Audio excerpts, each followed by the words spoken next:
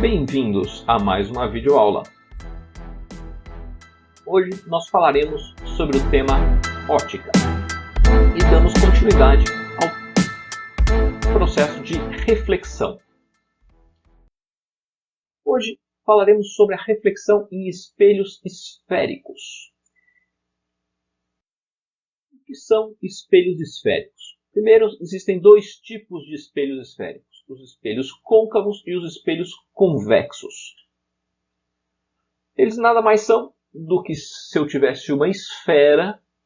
Quando eu corto essa esfera, eu obtenho dois espelhos. Este aqui é o espelho convexo, é a parte de fora, digamos assim, da esfera. Então, quando eu tenho a parte aqui, eu tenho esse é o espelho convexo. E a parte de dentro dessa esfera é o que a gente chama de um espelho côncavo. Concavidade é parecido com um buraco e convexo é parecido com uma montanha. Então o espelho convexo é esse aqui e o espelho côncavo é este outro aqui. Não confunda os dois. Então vamos lá.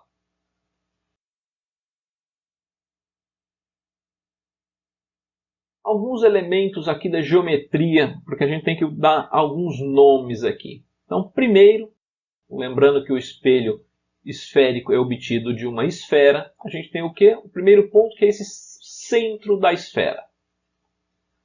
Depois disso, toda a esfera tem um raio. Também não é nenhuma novidade para ninguém.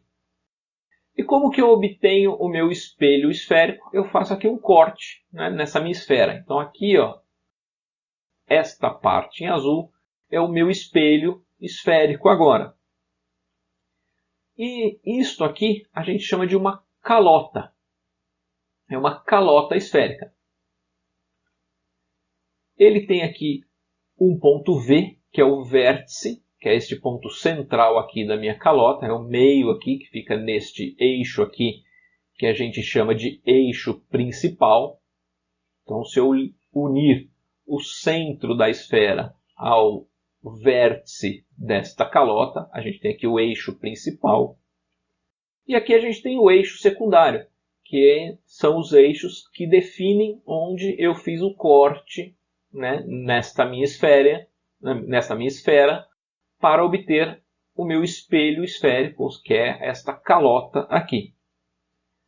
E este ângulo alfa aqui é o ângulo que determina, né, o tamanho desta minha calota.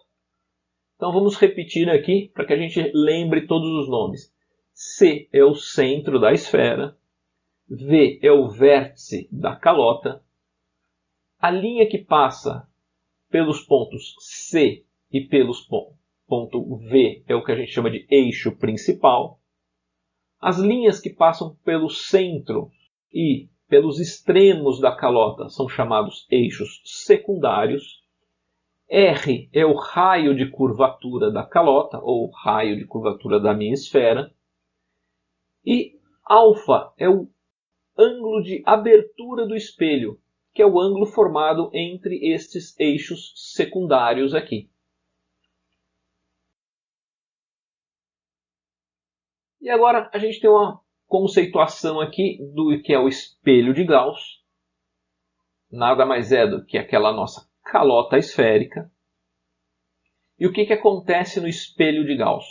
Todos os raios que chegam aqui paralelamente ao eixo principal, eles são refletidos para um único ponto. Este ponto aqui, para o qual eles são refletidos, é o foco. Ele fica aqui neste eixo principal. Aqui a gente tem o vértice. E aqui a gente tem o eixo principal. Este aqui é o espelho côncavo, certo? Se você olhar isso aqui, nós estamos olhando a parte interna da nossa esfera. Este aqui é o nosso espelho côncavo. Este aqui é o lado de fora da calota. Então agora os raios chegarão aqui e vão bater em cima, né, vão incidir sobre o lado externo da nossa esfera. Quando eles incidem aqui, eles são refletidos para fora. É só você traçar uma normal aqui, lembrar do ângulo de incidência, do ângulo de reflexão. Eles são refletidos aqui e agora eles são divergentes. E onde que está o foco disso aqui? o foco disso aqui ele é formado pelo prolongamento desses raios refletidos. Então todos os prolongamentos aqui vão se encontrar num ponto. Este ponto é chamado de foco do nosso espelho. Aqui tem o vértice e o foco se posicionam sobre o nosso eixo principal. E aqui, este aqui é o nosso espelho convexo, certo? Este aqui é o espelho convexo. Ele faz com que os raios formem um feixe divergente. Este aqui, a gente tem eles formam um feixe convergente. E aí tem algumas características aqui, uma definição sobre o que é o espelho de Gauss, que é exatamente aquele no qual os raios, ou os seus prolongamentos, quando eles chegam de forma paralela ao eixo principal e quando eles estão próximos do vértice, eles convergem para um único ponto. E eles são chamados de estigmáticos, porque estigma vem do nome ponto, ou seja, eles convergem para um único ponto. Por isso que os espelhos de Gauss são ditos estigmáticos. E todas as propriedades que nós vamos falar daqui para frente, a gente tem sempre como hipótese de o que está acontecendo num espelho com essas características, ou seja, com um espelho de Gauss. E como se forma a imagem quando a gente tem espelhos esféricos? Eu tenho aqui o meu espelho, eu tenho o centro, eu tenho o foco e eu tenho o vértice. Quando eu coloco algum objeto aqui, o que eu vou fazer? Eu vou traçar aqui um raio. Este raio aqui é paralelo. Na hora que ele incide aqui, o que vai acontecer com ele? Ele vai ser refletido aqui, passando pelo foco. Outra propriedade importante é que os raios que são refletidos, que passam pelo centro, são refletidos de volta para o centro. Então, onde vai se formar esta imagem, essa pontinha da vela? Essa pontinha da vela se forma exatamente aqui no cruzamento destes dois raios de luz. Então, a minha imagem vai se formar aqui. Então, quando eu tenho aqui meu objeto colocado lá longe, ele vai se formar aqui menorzinho, ele se forma entre o centro e o foco, e ele se forma de maneira invertida. O que vai acontecendo na hora que eu vou aproximando esta minha vela aqui do meu espelho? Eu trago esta vela aqui para o centro, né, de curvatura do espelho. Este raio aqui ele vem aqui, passa pelo foco. Este raio aqui que passa pelo foco, ele volta paralelo e se forma o que? Exatamente uma imagem de mesmo tamanho e invertida em relação à imagem original. Se eu continuar aproximando a minha vela aqui, o que vai acontecer? Vou fazer de novo. Um raio vem por aqui, volta pelo foco. O raio vai aqui e volta pelo centro. Vai se formar aqui a imagem invertida e agora ela é maior do que a minha imagem do objeto, né? Porque o meu objeto, a altura do objeto é menor do que a altura da imagem. Se eu continuar aqui até o foco, a gente vai ver que esse vai passar pelo foco e esse vai passar pelo centro. E aqui elas vão ficar paralelas. Então, neste caso aqui, a imagem se forma lá no infinito, que é mais ou menos a mesma coisa que dizer que não se forma uma imagem quando o objeto está aqui no foco. E quando eu trago mais para frente aqui, a gente forma uma outra imagem, que agora é formada pelos prolongamentos dos raios. Quando a gente tem a imagem formada pelo prolongamento dos raios, ó, este aqui, raio é paralelo e passa pelo foco, este aqui é o raio que passa pelo centro. Então eu tenho a formação da imagem aqui, e quando ela é formada pelo prolongamento dos raios, a gente diz que a gente tem uma imagem virtual. A imagem virtual é aquela que a gente vê dentro do espelho, aquela que a gente não consegue tocar.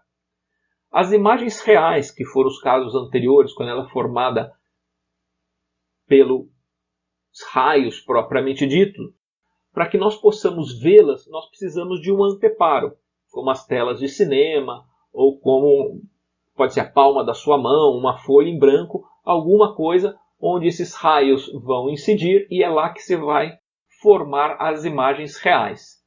Neste caso da imagem virtual, a gente consegue enxergá-la como se ela estivesse atrás do espelho.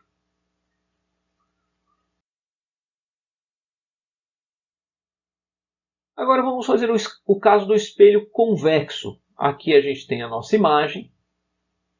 A gente já viu que no caso do espelho convexo, aqui os raios também têm aquela mesma propriedade. O raio que chega paralelo passa pelo foco, o raio que passa pelo centro ele vai e volta. Então aqui nós temos os dois raios e aqui nós temos os prolongamentos.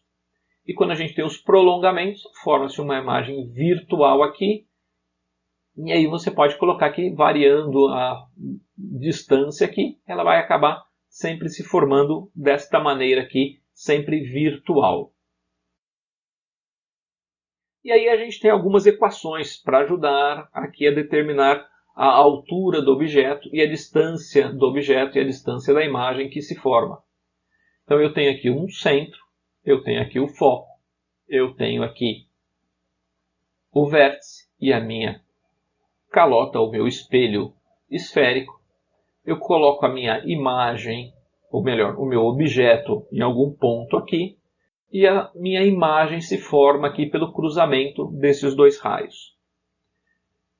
Eu tenho aqui a altura do objeto e aqui eu tenho a altura da minha imagem. Aqui eu tenho mais duas distâncias. Eu tenho a distância do objeto, que é a distância aqui onde eu coloquei o objeto até o vértice, e eu tenho a distância da imagem, que é a distância onde a imagem se forma também até o vértice. Então eu tenho esses quatro valores aqui. E qual é a relação entre esses quatro valores? Primeiro é que DI sobre DO igual a HI sobre HO, ou seja, existe uma proporcionalidade aqui entre as distâncias e as alturas. E eu tenho uma outra equação aqui dos espelhos esféricos, que é 1 sobre F, ou seja, 1 sobre o F é a distância focal, é essa distância aqui entre o vértice e o foco, é igual a 1 sobre DI mais 1 sobre DO. Com essas duas equações aqui, eu consigo saber exatamente como vai acontecer a formação da minha imagem. Mais alguns detalhes, a gente tem aqui a convenção de sinais. Este lado de cá é positivo, este lado de cá é positivo, este lado de cá é negativo e este lado de cá é negativo. Esta aqui é a convenção dos sinais. Não deixa de ser igualzinha do plano cartesiano. X é positivo para a direita, negativo para a esquerda, Y é positivo para cima e negativo para baixo.